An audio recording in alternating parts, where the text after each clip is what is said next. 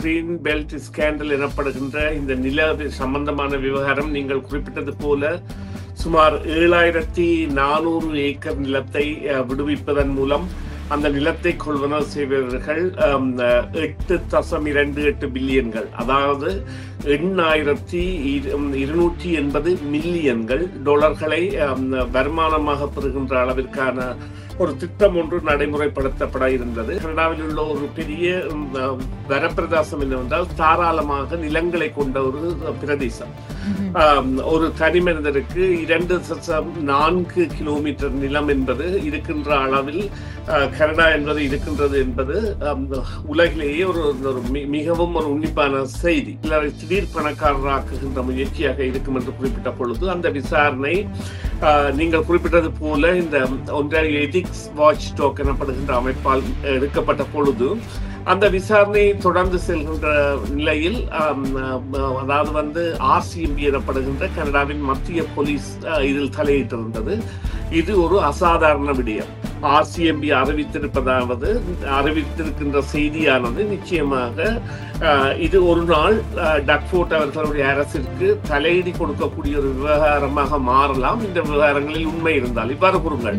அவர்கள் உண்மை இல்லாமல் இது உண்மையிலேயே உளமார்ந்த ரீதியில் வீடு கட்டுவதற்கு, அதாவது டக்ஃபோர்ட் அவர்களின் கருத்தின்படி வீடு கட்டுவதற்கான தேவை அதிகரித்திருந்த காரணத்தால் தான் தாங்கள் இவ்வாறான நில விடுவிப்பை செய்வதான கருத்தியலை அவர் கொண்டிருக்கின்றார்.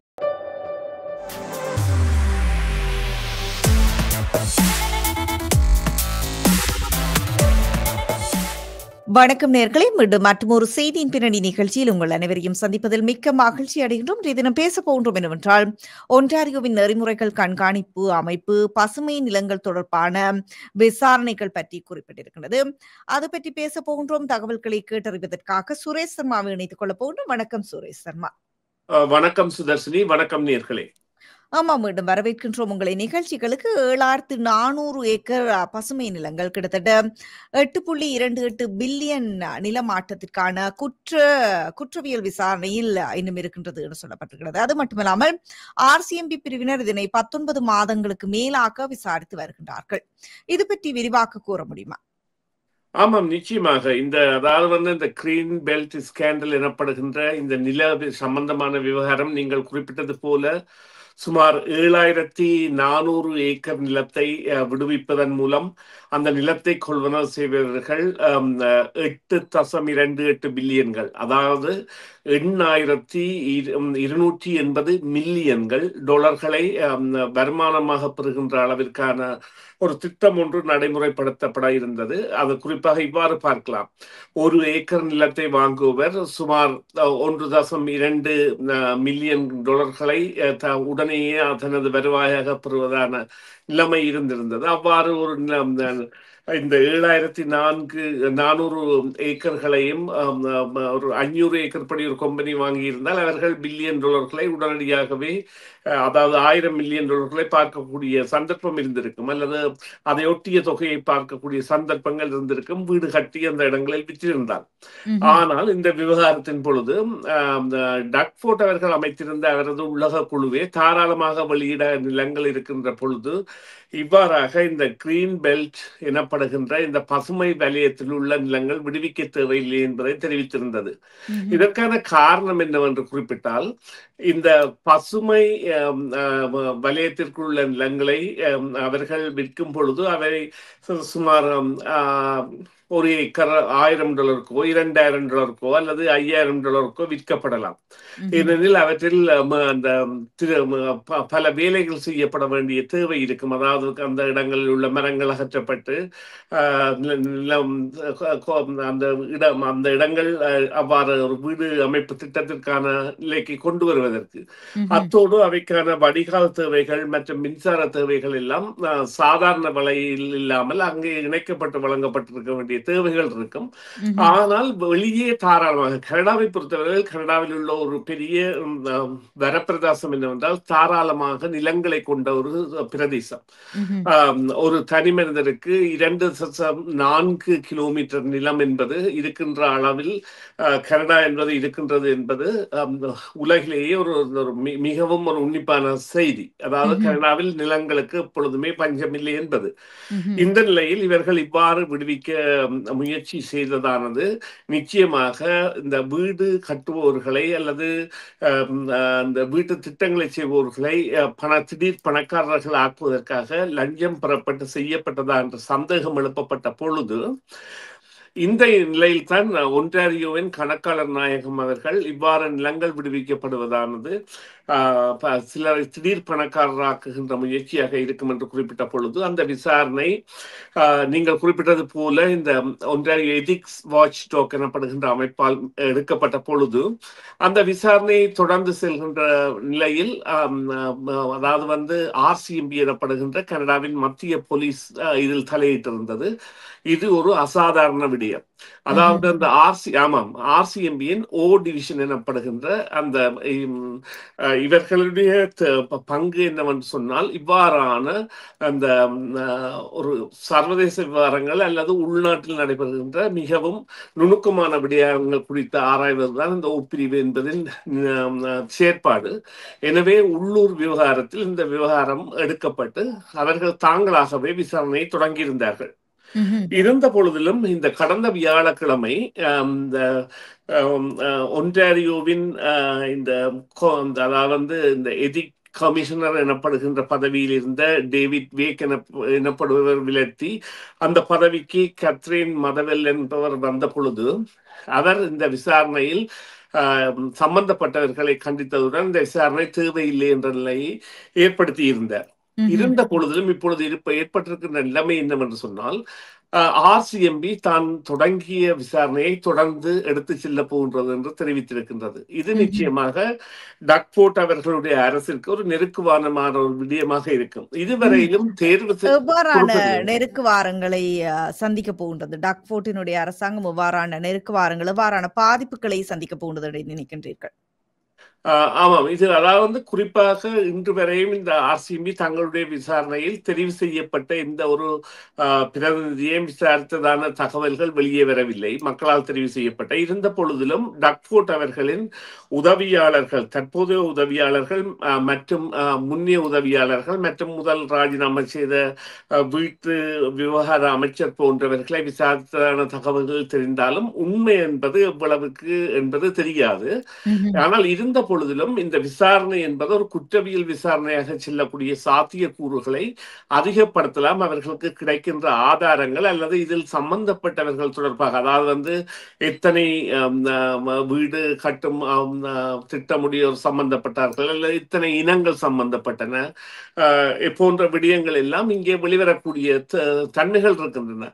இவ்வாறான விசாரணைகள் அவர்கள் இரண்டு விதமான முடிவுகளை செய்வார்கள். ஒன்று, மத்திய அரசு, அவர்கள் மத்திய அரசின் ஆளுகைக்கு உட்பட்ட பாதுகாப்பு போலீசாராக இருப்பதால் நிச்சயமாக அவர்களுடைய நேரடி அமைச்சராக கேரி ஆனந்த் சங்கரி இருக்கின்றார். அவர் மற்றும் பிரதமர் மாகாணி அவர்களுக்கு தங்களுடைய விசாரணைகளின் முடிவுகளை தெரிவித்து அதனை பகிரங்கப்படுத்துவார்கள் அல்லது அது தொடர்பான விடயங்களை எடுப்பார்கள். இந்த விடயம் என்பது லிபரலுக்கும் அதாவது மத்திய அரசில் உள்ள லிபரலுக்கும் நிச்சயமாக டக்ஃபோர்ட் அவர்களுக்கும் இடையிலான உறவில் தடங்களை ஏற்படுத்துமா என்றால் அது குறித்த விசாரணை முடிவுகள் வந்த பிறகுதான் அது குறித்த தன்மைகள் தெரியுமே என்று சொன்னால் இந்த விசாரணை என்பது இவ்வாறு தொடர்ந்து செல்வது தேவையானது என்பதை ஆர்சிஎம்பி கருதுகின்றது. அந்த ஆர்சிஎம்பி ஓ பிரிவு மற்றும் இதில் சம்பந்தப்பட்ட அந்த தொகை, இது உண்மையிலேயே இந்த திட்டம் நிறைவேற்றப்பட்டிருந்தால் இந்த திட்டத்தை இவ்வாறான ஒரு நிலைமை ஏற்பட்ட பொழுது, அதாவது கணக்காளர் நாயகம் ஒரு பெரிய பண லாபம் பெறும் முயற்சி இது என்று கோடிட்டு காட்டிய பொழுது டக்ஃபோர்ட் அவர்கள் மன்னிப்பு கேட்டு தான் இந்த விடயம் தவறானது என்று சொல்லி அதனை ரத்து செய்து விட்டார். அவர் ம்ஹ்ம். ரத்து செய்தாலும் பல நகரங்களில் அந்த சோனிங் எல்லாம் மாற்றப்பட்டு, அதாவது இப்பொழுது இந்த கிரீன் பெல்ட் என்பது இந்த கன்சர்வேஷன் லேண்ட் எனப்படுகின்ற நிலையிலோ, அல்லது அங்கே திட்டங்கள் மேற்கொள்ளப்பட முடியாத துறையிலான இந்த சோனிங்கில் இருக்கின்ற சோனிங் எல்லாம் மாற்றப்பட்டு பல நகரங்கள் தங்களுடைய காணிகளை கூட விற்றிருந்தன. அவையெல்லாம் ம்ஹ்ம். மீள பெறப்பட்டன. அதாவது அவர்கள் அந்த கொடுத்த காசு கூட வாங்காமல் சில அந்த வீடு கட்டுவோர் அந்த திட்டத்திலிருந்து விலக்கியதான செய்திகள் வந்திருந்தாலும் நாங்கள் இது பற்றிய உண்மைகளை தெளிவாக அறியவில்லை. ஆனால் இவ்வாறான ஒரு திட்டத்தின் பின்னால் இருக்கின்ற மர்மங்களின் ஒரு படியாகவே இது மேலெழுந்து செல்கின்றது. அதாவது இந்த கமிஷனர் எதிக் கமிஷனர் புதிதாக வந்தவர் இவர்களுடைய டக்ஃபோர்ட் அவர்களுடைய ஒரு முன்னாள் இந்த விவகாரத்தில் சம்பந்தப்பட்ட ஒரு பாராளுமன்ற உறுப்பினர், மற்றது அவருடைய தனி இந்த அலுவலக உதவியாளர்கள் போன்றவற்றை கடிந்ததுடன் இந்த விசாரணை 19 மாதங்களுக்கு மேல் நீடித்து சென்று விட்டது, இனி தேவையில்லை என்ற நிலையை எடுத்த பொழுது இல்லை, தாங்கள் இந்த விசாரணையை தொடர்வதாக RCMP அறிவித்திருக்கின்ற செய்தியானது நிச்சயமாக இது ஒரு நாள் டக்ஃபோர்ட் அவர்களுடைய அரசிற்கு தலையீடு கொடுக்கக்கூடிய ஒரு விவகாரமாக மாறலாம். இந்த விவகாரங்களில் உண்மை இருந்தால் இவ்வாறு கூறுங்கள். அவர்கள் உண்மை இல்லாமல் இது உண்மையிலேயே உளமார்ந்த ரீதியில் வீடு கட்டுவதற்கு, அதாவது டக்ஃபோர்ட் அவர்களின் கருத்தின்படி வீடு கட்டுவதற்கான தேவை அதிகரித்திருந்த காரணத்தால் தான் தாங்கள் இவ்வாறான நில விடுவிப்பை செய்வதான கருத்தியலை அவர் கொண்டிருக்கின்றார்.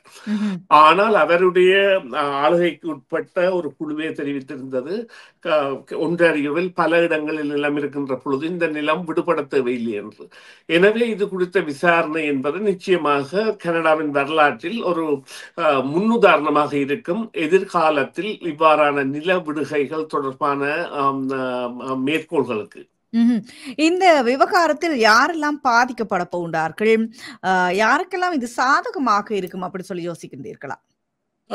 சாதகம் பொதுமக்களுக்கு இதன் விவகாரம் தெரிய வந்தால், பாதகம் அந்த வீடு கட்டுவதற்கு உள்ள, அதாவது இந்த லேண்ட் டெவலப்பர்ஸ் எனப்படுகின்ற நிலத்தை அபிவிருத்தி செய்வோர் மற்றும் வீடுகளை கட்டுகின்ற வீட்டு அதாவது அவர்களையும் டெவலப்பர்ஸ் என்றுதான் கூறுவார்கள், வீடுகளை கட்டுகின்றவர்கள் போன்ற இரண்டு தரப்பையும், அத்தோடு இந்த திட்டங்களில் சில வேளைகளில் விரைவாக தாங்களும் நன்மைகளை பெறலாம் என்று சில வேளைகளில் சில அந்த லொபிஸ் போன்றவர்களால் மக்கள் சேர்க்கப்பட்டு அவ்வாறு திட்டங்கள் முன்னெடுக்கப்பட்டிருந்தால் அவைகள் எல்லாம் பகிரங்கப்படுத்தப்படும். அது எந்த இனம், அதாவது இவ்வாறு கூறலாம், ஒரு சில இனங்களைச் சேர்ந்தவர்கள் தான் இந்த வீடு கட்டும் திட்டத்தில் சிறந்தவர்களாக இருக்கின்ற அல்லது இந்த டெவலப்பர்ஸாக இருக்கின்றவர்கள் இருக்கின்ற நிலையிலும், இது கனேடியர்கள், ஒட்டுமொத்த கனேடியர்கள் அல்லது ஒன்றாரிய மாகாணத்தைச் சேர்ந்த ரீதியில் உள்ளக தகவல்கள் தெரிந்தவர்கள். இப்பொழுது நான் ஒரு பாராளுமன்ற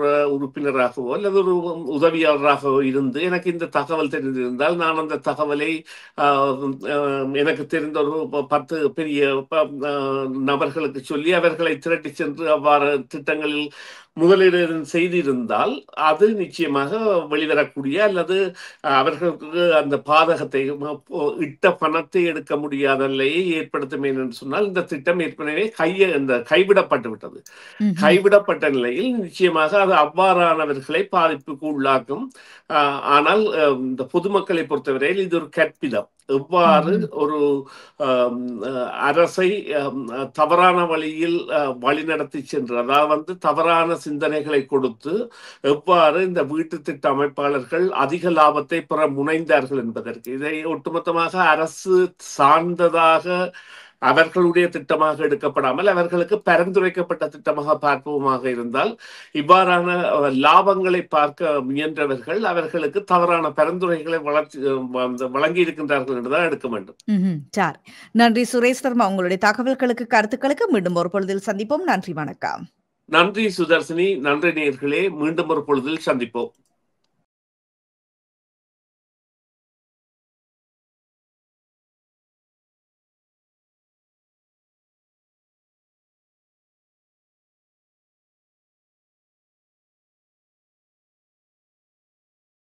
சிஎம்ஆர் யூடியூப் சேனலில் இணைந்திருக்கும் நேர்கள் அனைவருக்கும் எமது நன்றி. காமெண்ட்ஸ் பகுதியில் உங்கள் கருத்துக்களை தெரிவிக்க தவறாதீர்கள். முக்கிய செய்திகள், காணொளி தொகுப்புகள், நேர்காணல் என பலதரப்பட்ட அம்சங்களையும் உங்களுக்காக தருகின்றது சிஎம்ஆர் யூடியூப் சேனல். சிஎம்ஆர் என்று சர்ச் செய்து எமது யூடியூப் சேனலை சப்ஸ்கிரைப் பண்ணுங்கள். உங்கள் உற்றார் உறவினர் நண்பர்களோடும் இந்த காணொளி தொகுப்புகளை பகிர்ந்து கொள்ளுங்கள். அருகில் இருக்கின்ற முக்கிய காணொளி தொகுப்புகளையும் தவறவிடாமல் பாருங்கள்.